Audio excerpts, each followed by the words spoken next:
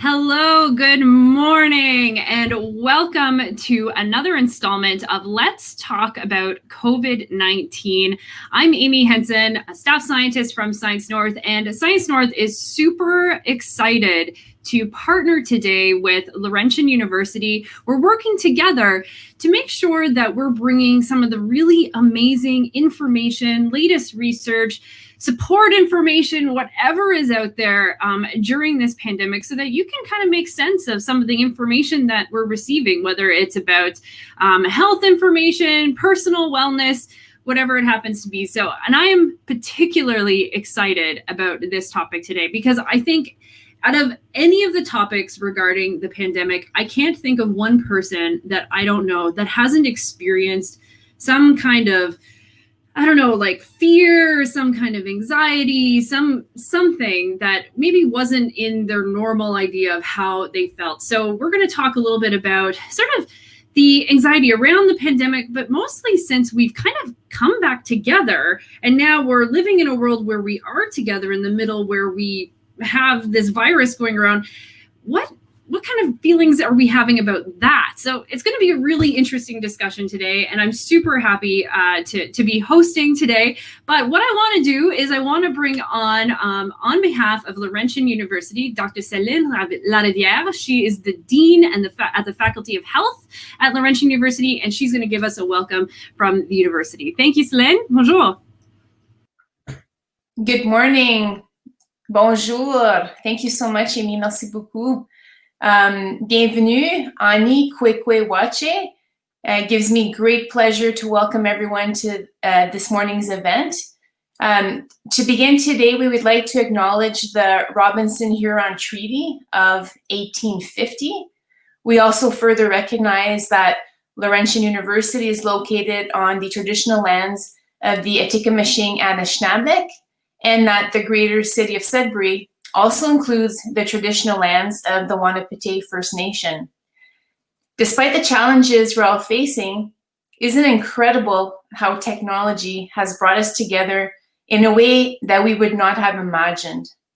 In my role as the Dean of the Faculty of Health at Laurentian University, I have seen firsthand the engagement and willingness of our exceptionally talented researchers and professors to support the fight against COVID-19. I'll now turn it back to Amy to guide us through the next hour. Thank you so much.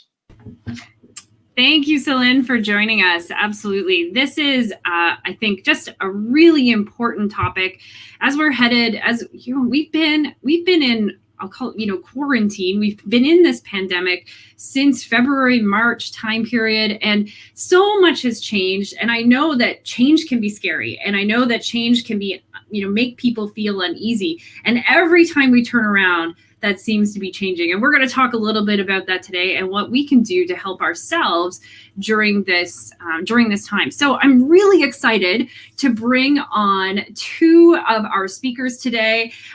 They are amazing people. We had such a great conversation, sort of pre-conversation before today. So I know today is going to be absolutely wonderful. So we have Zsuzsanna Kerekes. She is a postdoctoral research fellow at Laurentian University Center for Research in Occupational Safety and Health. So welcome, Zsuzsanna. Thank you so much for joining us today.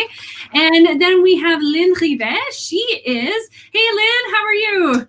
Good, thank you. Lynn is a nurse practitioner and an occupational health and safety nurse as well. And she's also the health and wellness services manager at Laurentian University. So with Lynn as well, we're going to talk a little bit about how Laurentian's been supporting students during this time and some of the things that Lynn's been seeing with our students at Laurentian. So we're going to have a really great conversation around this. So as I was sort of saying in my intro, is that I know sort of these weird feelings that I, have been having during the pandemic. I mean, like there are times when, I'm happy. There are times where I'm really sad and it almost feels like there's no reason for it. I get angry really quickly. So, sometimes those feelings are just a little bit different than what we would normally have. And I can't be alone, right? Like I absolutely can't be alone. And I just feel that there's confusion and fears. And so I'm just trying to figure out like what's happening to me or what's happening to my body. And maybe Shoshana, you could probably start with that. Sounds good. So you're actually like definitely not alone. Let's start with that, because it's really normal for us in like a period of time where there are so many changes and we need to like just deal with so many like new things, or we even like not necessarily know what is going to happen or how like regulations are changing. Then in those situations, very normal to experience sometimes the excitement that comes with those changes, sometimes actually the demands that are coming with those changes. So we are constantly in that phase where like we are figuring out like how to respond, like the best way possible under changing circumstances. So we are using, as you just said, like many words to describe what's going on. Some people would say like, I am like nervous, I am worried. Some people would say like, oh my goodness, like I actually like enjoy like dealing with all those like new things that are happening, and I try to look for like what is actually helping me in those situations. So we are reacting totally differently, but at the end of the day, like our reaction could be like grouped into two big categories. One is like the biological, physiological part of it, what we are experiencing. So even what you described, like sometimes we realize like, oh my goodness, like I feel like, oh, my face is totally red. Sometimes like, oh, it could be like I am just pale, right? Those physiological reactions are again like normal part of something that we call like stress response. And the stress response is supposed to help us to prepare.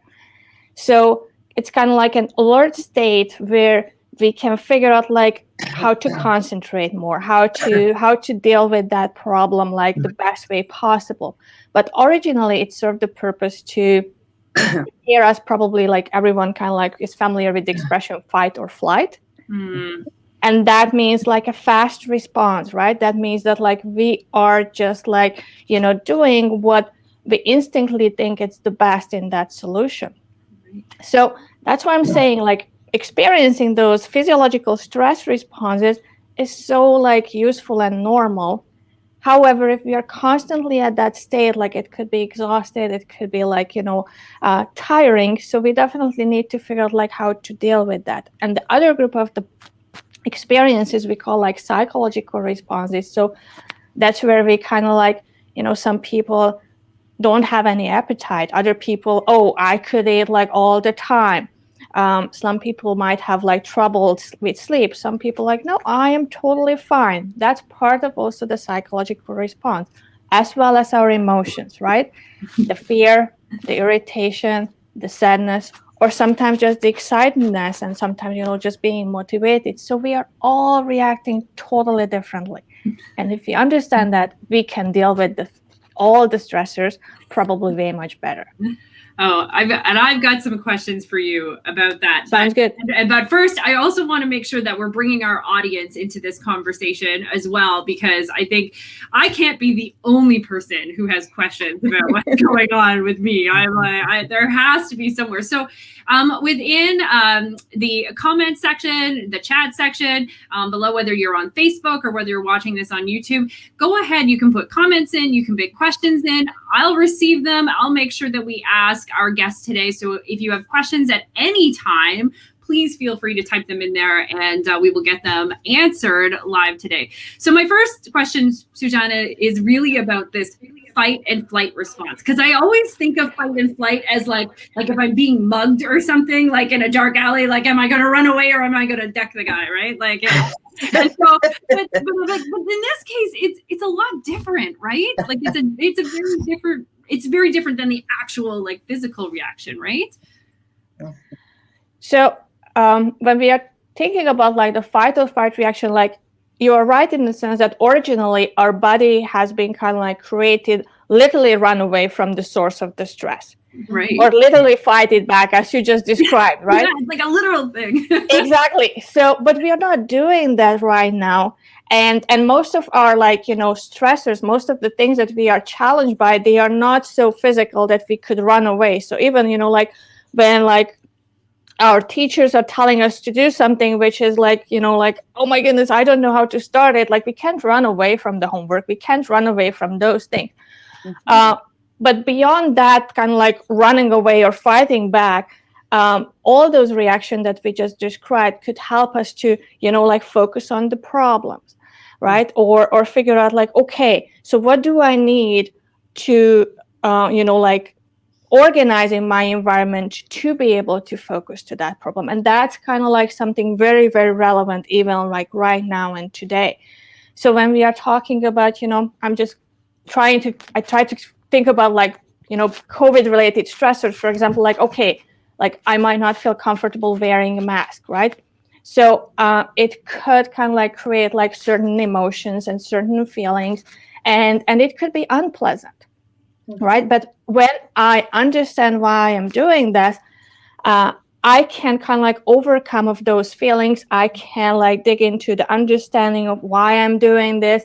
Okay, this is something that keeps me actually safe. It makes me possible to go to the grocery store. So when I understand that, I can actually do something with all those thoughts that are coming into my mind.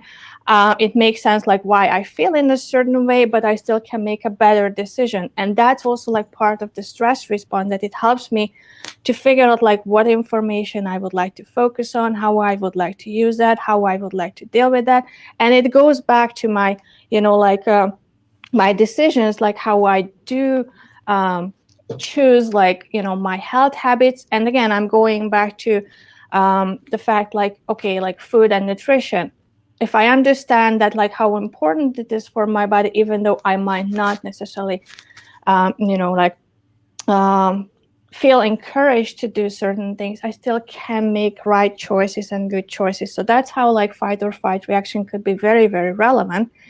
And the major point, basically, I think at the end of the day, that if I understand that fight or flight reaction is very physiological in the sense, I might want to choose activities that I actually do in order to get rid of that internal tension that makes me uncomfortable, right? So meaning I can still go for a walk, I can still do something physical where my body actually gets the relief. Right. Absolutely. I know that was one way that I was dealing with a lot of that, especially early on where we were really locked down. I was dealing with a lot of pepped up energy. So that makes a lot of sense. So I'm going to bring it over to Lynn now, because Lynn, I'm curious because you're seeing students come into your clinic, and I'm curious as to what you are seeing as a whole, because you have a different kind of perspective. It's not just your own perspective, right? You're seeing other people come in and their perspective. And what are students at Laurentian right now feeling about the pandemic, and how are they feeling and dealing with things? Well, we have to look at the societal context. This COVID-19 is truly an unprecedented event. We have more than 4 billion people who've been put into lockdown in the last year. And this is having long-lasting effects on people's mental health, obviously. Even for university students in the last, since March, most universities in Canada have transitioned to online platforms. And so it's an adjustment for them to have to deal with their mental health challenges, and also dealing with the COVID-19.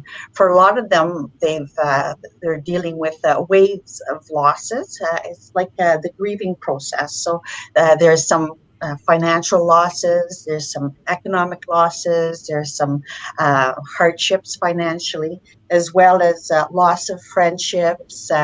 Also, some of them loss of romantic interests while they're attending university, and significant others. For a lot of them, they've been displaced. They've had to go back home, and so sharing space with family members and losing bandwidth and so forth. So that's been cumbersome. Going also, home back to mom and dad. I feel that. Which is good, if you want a home cooked meal.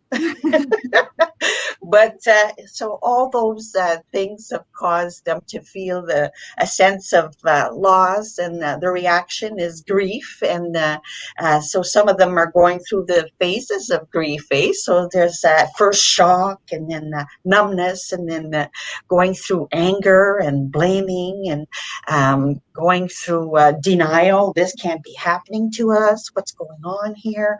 And so they're going through all the different phases at different, everybody at their own pace.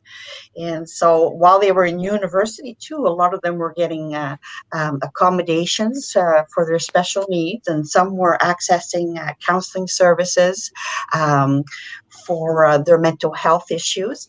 And so now that they're back home, there's some limitations there, especially if you're with a family member and you haven't self-disclosed when it comes to your identity and so forth. So it's been a real adjustment for them. And so what we've seen is what other universities have seen. What's interesting is they've undertaken a large studies through the Canadian universities of college and universities through Canada with regards to student services. And they've undertook this study this summer, and it was compared to the last previous 2 years. And what they've noted is during the COVID-19 pandemic, that a lot of the students have increased in anxieties. And so that's the first and foremost, general anxieties, and also anxieties related to the pandemic. Second thing was problems with learning issues has gone up, academic issues has gone up, attention and concentration, of course, substance and alcohol abuse, and as well as discrimination. So according to the study, those concerns, presenting student concerns, have increased. So that was interesting, and they've surveyed the 60 universities across Canada, and from 10 different provinces. So it was quite telling. So we're not alone, as Susanna said, and the whole world is going through this pandemic at the same time. Some are doing better than others, and fortunately there is a light at the end of the tunnel, because there is a vaccine that's underway, and they're just looking at procurement at this point in time, distribution, and so we're sitting on the edge of our seat. Right. I'm really curious, Lynn, do you find that students now, compared to maybe 5 to 10 years ago, are more likely to come seek help when they're having mental health issues, or are they less likely now? I'm curious, like, has the pandemic changed that in any way? Yes, well, students, as we know, there's been an epidemic of mental health issues amongst our young population, young adults, and they seem to approach the health and wellness services and the counseling services on campus a little bit more readily. I'm just having technical difficulties there. I'm just going to, okay, I've got my, okay, I can't see.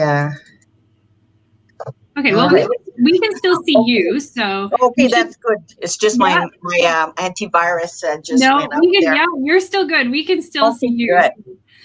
So that's they're more readily accessing the mental health and wellness services and the counseling services.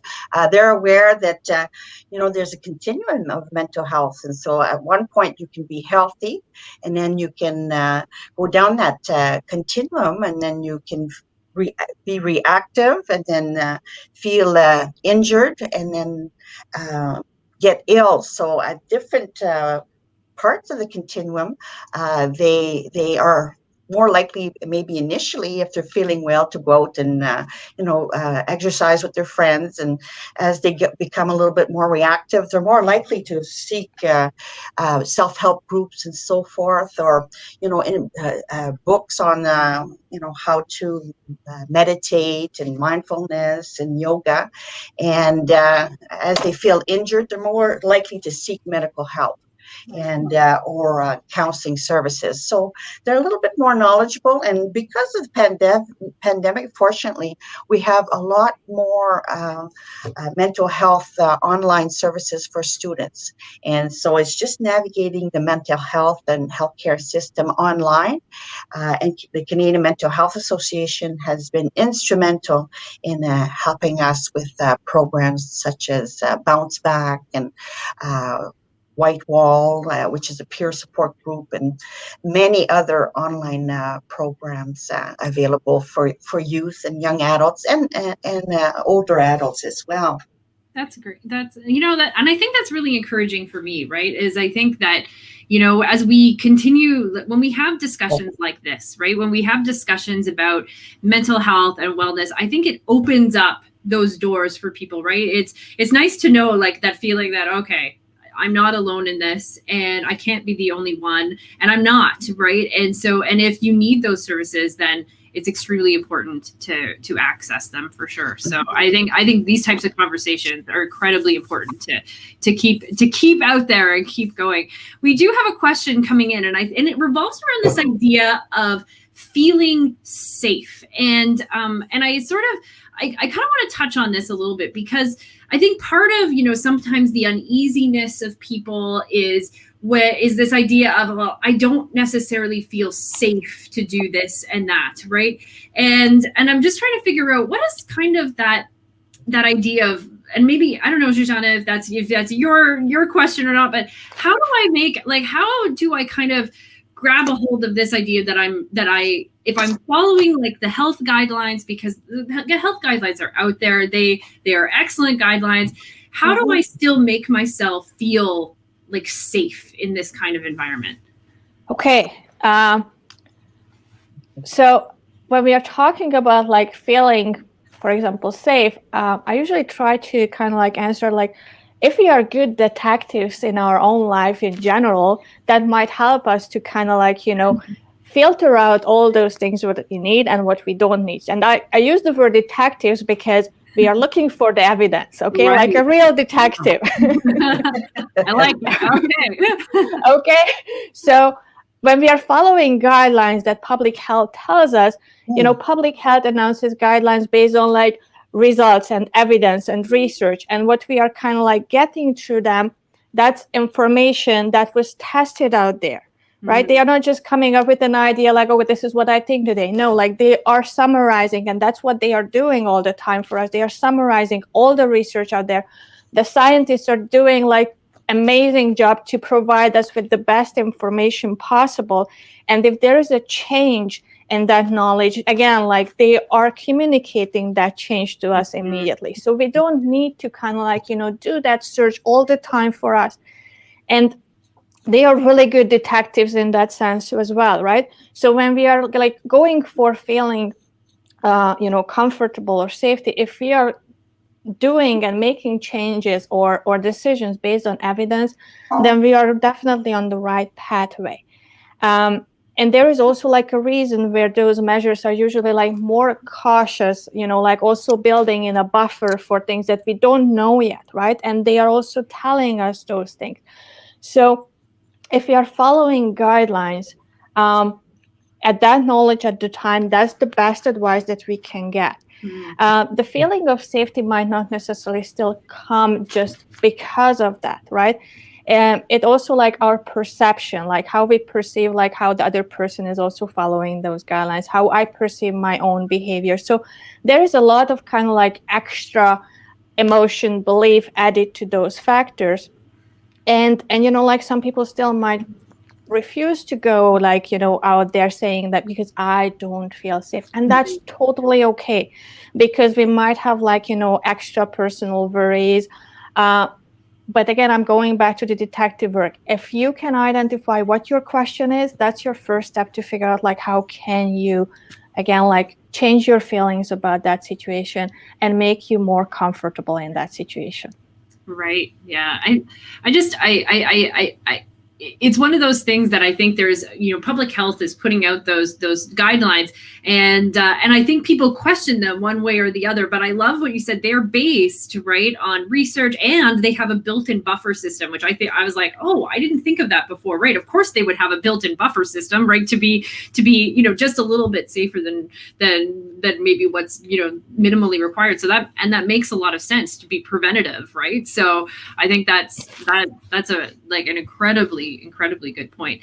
I'm just reminding our audience that if you do have any questions or comments, please put them into the discussion below, whether you're watching on YouTube or whether you're watching on Facebook. You can write them just down below right there, and we will get them to you. That was a really great question. So I love this idea of safety. Lynn, yes, please go ahead. Yeah, as Susanna mentioned, the public health is the lead during this health crisis. So they are the ones that are responsible to contain this virus, contain this pandemic. And so they do the investigation, as Susanna indicated. They test, they trace, and they treat. So they isolate or they quarantine people, as well as they mitigate preventative strategies. So they put these specific guidelines in place for us to follow. So stick to your own household at this point in time. Wear a mask and keep your 6 feet or 2 meters from individuals. And so these are skills and tools that we can acquire to protect ourselves. So we should feel safe if we're abiding by the rules and regulations from the public health. And also we have to look at what's going on in our community. What's the level of transmission? How many cases are there in our community? Here in Sudbury, I think this morning it's 9 active cases here in Sudbury. So everybody seems to be, adhering to the public health guidelines and following the health and safety protocols from their workplaces. And young people in elementary schools are able to attend school, and they're wearing their masks and keeping their distances and following. They're doing well as well. So as long as everybody keeps doing their part as a collective, we will get there, and we should come out at the other end. Right, absolutely. So I kind of want to move this discussion into this idea of I haven't quite decided whether I like this word or I don't like this word yet. I'm on the fence. I don't know, this idea of our new normal, right? And because I like it and I don't like it, because it to me is a little, it's kind of like this urge inside of me kind of wants to go back to my old normal, but I know that that's not possible, and I'm not really even quite sure what this new normal is going to evolve to be over time, right? And one of the things though is that I also see it as this sort of destination, right? It's this far off kind of destination, and I don't know how long normal is going to be or when it's going to come, and I feel like sort of unsure, I guess is the right word, about how that's all going to be and when is it going to come. So I guess sort of when we're in this period of waiting, what are some of the things that we can do to kind of help us get through this kind of question, like through this time? I don't know who to answer that, but So there are actually I think a lot of layer of your questions, because if we talk about this new normal, this is in the process of kind of figuring out again what is going to be, and we don't have an answer, because this is still ongoing process. We are still changing, but it would be probably unrealistic to expect that we are going back to something that was before, because we have learned just so many new things, right? So we have actually experienced so many new things that some of them probably it's really, really worth for us to keep in the long-term run. So even what we are doing right now. So doing those online meetings and gathering, and I think it's just amazing since March, how much our technology and the education system has changed. And it has a lot of positive effects that probably we would like to keep. It won't work for everyone in the same way, which is also totally okay. But if we kind of like just have choices and we can figure out like what we would like to keep, what we would not want to keep, it still gives us like some type of a control, right? And you know, like I'm just also thinking like, you know, working remotely, like before pandemic, you know, a lot of people had this belief that working remotely would mean that the person is not taking the job seriously and would perform at the same level. And the pandemic kind of like showed us that no, like those beliefs are not true. Like actually some people perform way much better, more effective, like happier in that situation. Other people dislike it and really can't wait to go back to work. But again, like both ways are like understandable, important, and in our future choices, we need to figure out like how can we apply this new knowledge again like the best way possible to make decision that could potentially be comfortable for so many people, right? Or even like, you know, we are in Sudbury, we kind of like always count like as a northern rural community, and you know, again, like our healthcare just kind of like got this push to like improve a lot, and way much more like telehealth services are available than it was before, and we just kind of like made the system better. So again, probably we would like to keep those changes, right? Or we just learn like new skills. Like we definitely did learn how to wash our hands properly that we didn't know before. Again, probably this is something that we would like to keep, right? So the new normal will definitely contain those things. And I think that's kind of like very, very important at the end of the day. And we need to reflect on that knowledge. Absolutely. Lynn, did you have something to add to that? Well, yeah, I think as Susanna mentioned, we have different reactions to the pandemic, and some of us fight, some of us flight, and some of us freeze too. And it's okay. And, you know, validate your feeling. It's okay. There's not a wrong reaction. There's not a right reaction, but it's okay to say, well, this is how the pandemic makes me feel.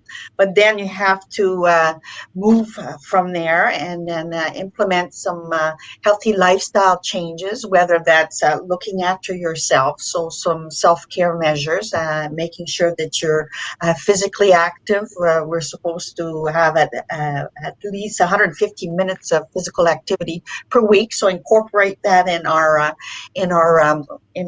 daily or weekly schedule.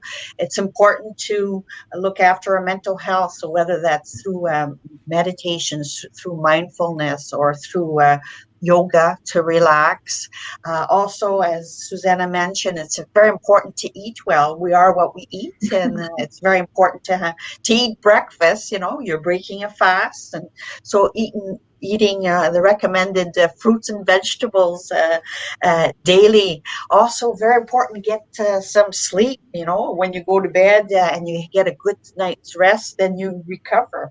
And so it's important to take those naps too if you need to rest during the day.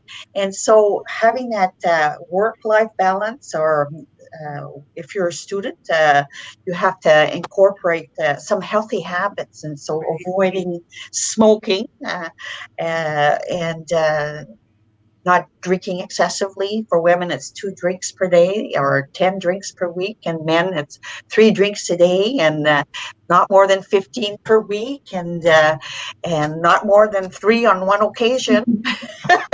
For men and women. All of those good health habits, right? I was like I was laughing when you said naps, because honestly, during the first part of the pandemic, I think my body, when it does exhibit stress, the first thing that I would do at like 1:30 in the afternoon is like, I need a 20-minute nap. Like I need. Yes, and it's important, Amy, to listen to your body. Yeah, those small strategies, and then I'd wake up in 20 minutes, and be like, okay, I'm good. Like, right, we can keep on going, and those strategies are so important.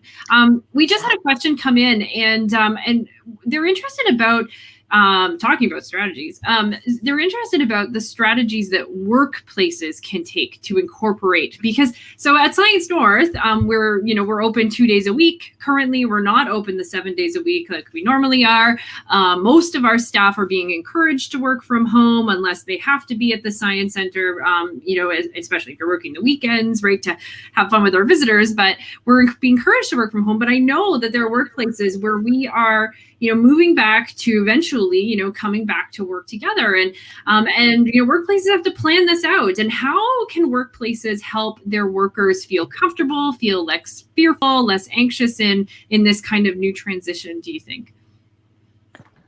So I think one of the major points will be communication, right? Mm-hmm. So like offering the right information, also explaining like why we are doing this, like what is the rationale behind that, like, that could help people, again, like just have a different reaction, and understanding is always like a good baseline. Mm-hmm.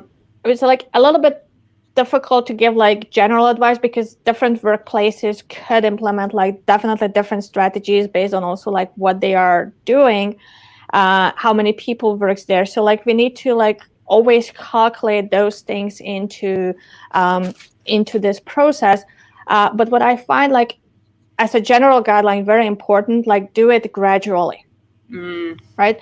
So if we are doing everything gradually, we give time, not just for the adjustment process, but also to see like how those changes are working out, we might be able to react better, because we need to also monitor the needs of our coworkers and colleagues, and if the people is like, like if the workplace also like works with clients, that also like very important, like how clients are responding to those changes. So if we are taking everything like gradually, and we also understand that this is like a very important part of the returning back to the new normal, then we might be also like, again, in the safe side. And going back, like public health, definitely like guidelines are kind of like very straightforward, very understandable, but like how that could be translated in that unique situation what the workplace has, that is always like, like a lot of conversation, a lot of decision, and we kind of like need to figure out like how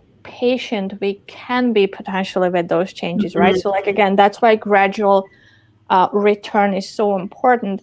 And I think it might be also interesting to also kind of like realize how the new experiences will fit into that workplace and their environment, right? So like telecommuting, working from home, it's like a crucial question, and probably there will be like a lot of conversation at most workplaces, like how can we kind of like keep happy those who enjoyed working from home, and how can we keep happy those who actually disliked, like this situation, and create a good mixture, because we would like to also have this feeling of like we are a team here. Yeah. And the funny thing is like there are like actually like decades of studies going back saying that, again, dependent on the workplace, on the person, and a lot of needs, usually people are doing actually pretty well with, like telecommuting for a couple of days a week, and like being at the office for a couple of days a week. And if, like Silicon Valley is something that we kind of like usually get back to when it's about like those new policies, but this isn't like a policy that, like they have been implemented first, and it was working really well for them. But can we say like this is like a general recipe for every workplace? No. No. You can't keep a restaurant open if you're working from home. That is a challenge. Not really, right? So that's why I'm saying we need to kind of like just consider that. But I'm pretty sure that we will kind of like, come up with like a lot of creative and good solutions. Right. Absolutely. Most workplaces have implemented health and safety protocols as per public health guidelines, and so most have mandatory screening in the workplace. So they're doing active screening upon entering. Yeah, I know. I have to do that when I go to work. So exactly, and most employees are aware that they cannot come into work when they're ill. So I think we get the message, and it's not a good idea to travel from an area of high rates of transmission or burden of illness to an area where there's minimal cases. So to take that into consideration as well. And so all these protocols that are been put in place is to protect the employees in the workplace. So a lot of workplaces have really reduced their footprint, and they've de-densified, and so they reduce the risk considerably to their workers. And many of the workers are working with their masks on because those are the recommendations. All day I see somebody's asking about mask, and the preferred mask is one that's got 3 layers, and it's got cotton on the outside. In the middle, it's woven propylene, it's called, or a filter. And so it should be 3-ply with some cotton, tightly woven, and non-woven propylene or a filter in the middle. And so most people are wearing their masks. Well, they have to in a public space, keeping their 6 meters, and abiding by all the policies that have been put in place during this pandemic. And now we even have a framework, as you're aware, and we're here in Sudbury. We're under the protect section, where we have straightened measures with the number of people that are allowed in a social setting or in a public setting or at a wedding and a funeral. So there seems to be lots of guidelines, but it's to communicate those to your employees on a regular basis, and to have those town hall meetings, or to have those online chats and these types of platforms to communicate those messages. Absolutely. I'm looking around our screen right now, and I'm at home. Shoshana's at home, but Lynn, you're at work, which is you're in the office, and and I found this so interesting because I've been, and working at Science North, I've been working from home when we were closed, and then, I'd go in when we were open, working throughout the summer on weekends. And then, but Lynn, you've been there since March. You haven't left. No, I haven't left since the beginning of the pandemic. Yeah. And so this is, I kind of see this as 2 different sides too, right? Because there's the sort of the side of, somebody like myself or Shoshana, like going back to work, and what does this new workplace look like? But also like some of my colleagues who have been working just like you, Lynn, throughout the entire pandemic at the Science Center to do the absolutely essential things that our Science Center needs, like animal care and things like that. They've also experienced sort of these fears of what happens when everybody comes back, right? Because they've been here kind of alone, and what are they bringing with them? So there's always this sort of 2 sides when you're looking at the workplace, right? Who's been gone and who's been back. So I know that it can be a super big challenge for workplaces to sort of how to feel that out. But I love the suggestion of bringing it in slowly, and open communication and being honest. And I think that's and following our guidelines, of course. Absolutely. So we have now I don't think we can have this discussion today without talking about, it is December. Winter holidays are coming upon us, right? We're going to have people, especially like our university community, right? You'll be leaving to go home. A lot of students will be going home. Many students may not be able to head home. And that is also a reality as well, right? Where if they're from far away and they're not able to travel, or, for whatever reason, they're staying here. There's always a little bit of fear and uneasiness around this holiday season. I sort of think, we know what our plan is as a family, what we're going to do. We're keeping it, very, very tight within our own household. But, I know that there are people out there who are not going to do that. And to me, that makes me really, really nervous. And so I'm sort of trying to figure out how can we kind of balance this idea of the holidays and the fears and anxieties that are going to be coming up in the next few weeks around that. There is definitely a lot of worries, right? And again, like, hopefully this worry makes us understand, like, what is our priority and what is the most important thing when we are making those decisions. Because and it kind of like relates to, like, there was a question about, like, getting together and the social support, what we need. Like, probably that's the biggest challenge for us as human beings in this pandemic, that we are cut off from our social support system, meaning we can't meet with our friends, we can't meet with our family members.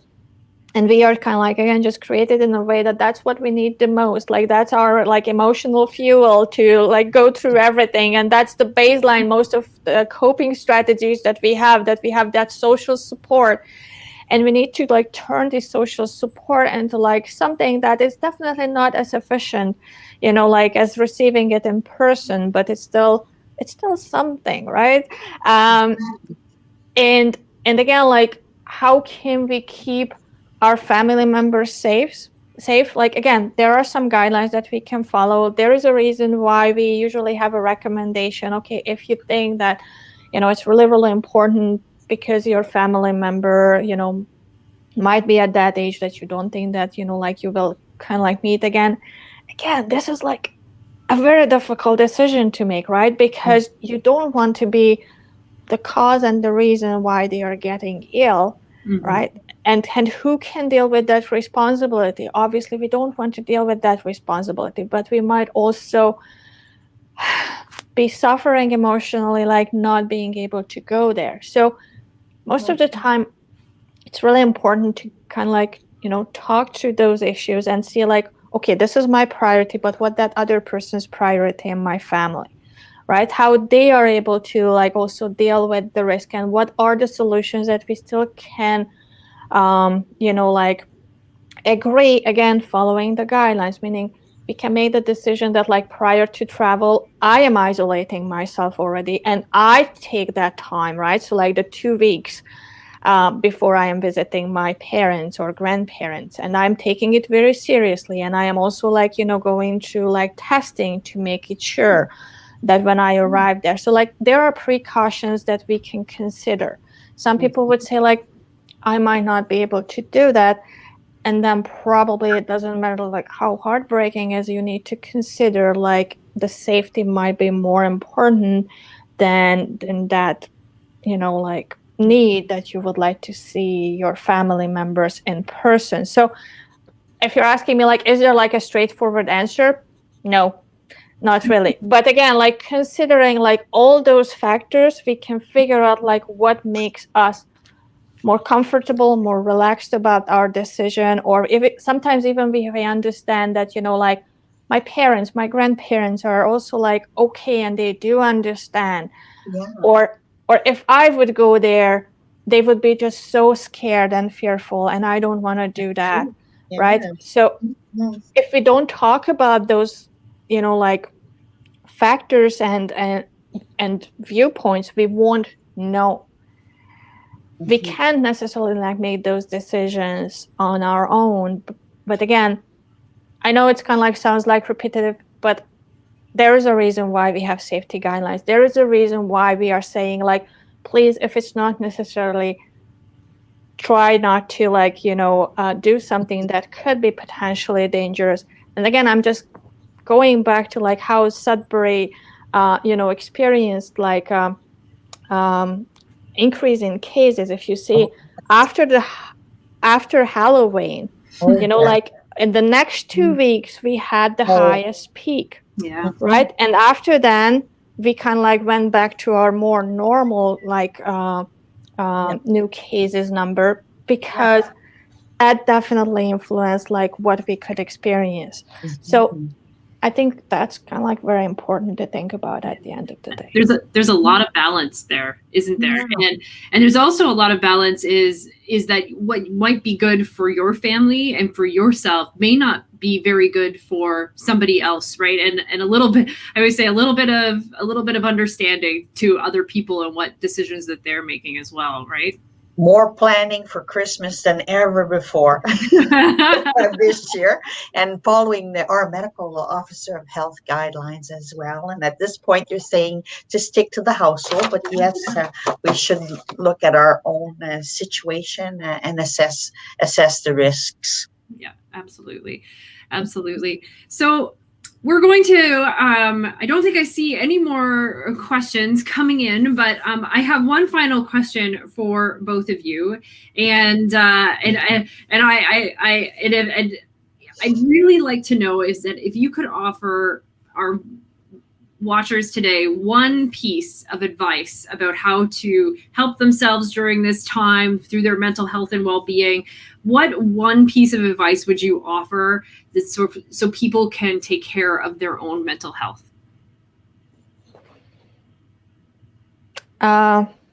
We mentioned a lot of health habits, and I was grateful that Lynn went into like, great details because they are just like amazingly important. But if I look like at one thing that could kind of like potentially boost everything that we mentioned, I would say like it's probably physical exercise. It's probably the physical exercise, because if we are kind of like doing that, it addresses most of the physiological stress response, and our body is able to deal with that. If we can do that, we usually end up like, sleeping better. If we are sleeping better, then we are probably like, more focused the next day, and our feelings are also like more under control. So that is kind of like a really good start point in that kind of like chain of activities and outcomes, where like physical activity would have a direct or indirect positive boost when it's about like dealing with the stressors that we are experiencing. And especially when we kind of like have this feeling of like, oh, I can't move, like I'm just so tired and exhausted. If we can understand that as an indication that like probably that's the time when we need the most the physical activity, and make that decision for ourselves, because that means that our body is really exhausted fighting back the stress response. So that boost is really, really needed. So physical exercise, please, please. And Lynn?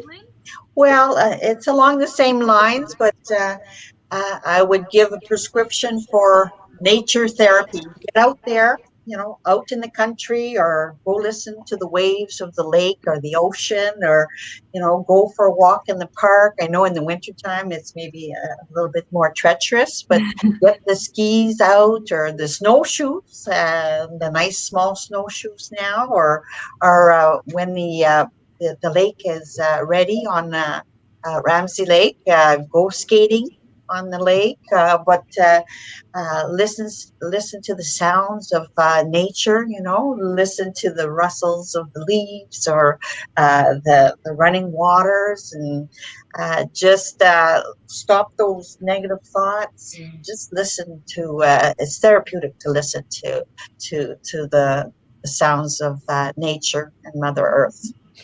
And we live, I think, at least in Sudbury and in Northern Ontario, we live in the best environment for that, don't we? Yeah.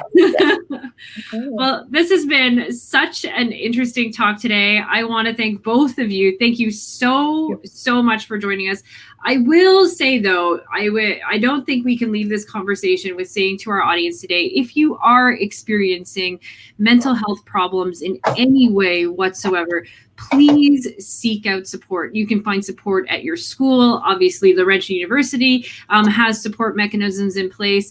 If it is an emergency, you call 911. And there is also a 211 number in Ontario that is available for you to access mental health services, and they will help connect you to mental health services in your community. So if you do feel like you need any of those resources, please reach out, because there are people out there who are there to help. So thank you very much for joining us today. I'm going to just do a little plug for our next adventure into Let's Talk About COVID-19, which is happening next week on December the 9th.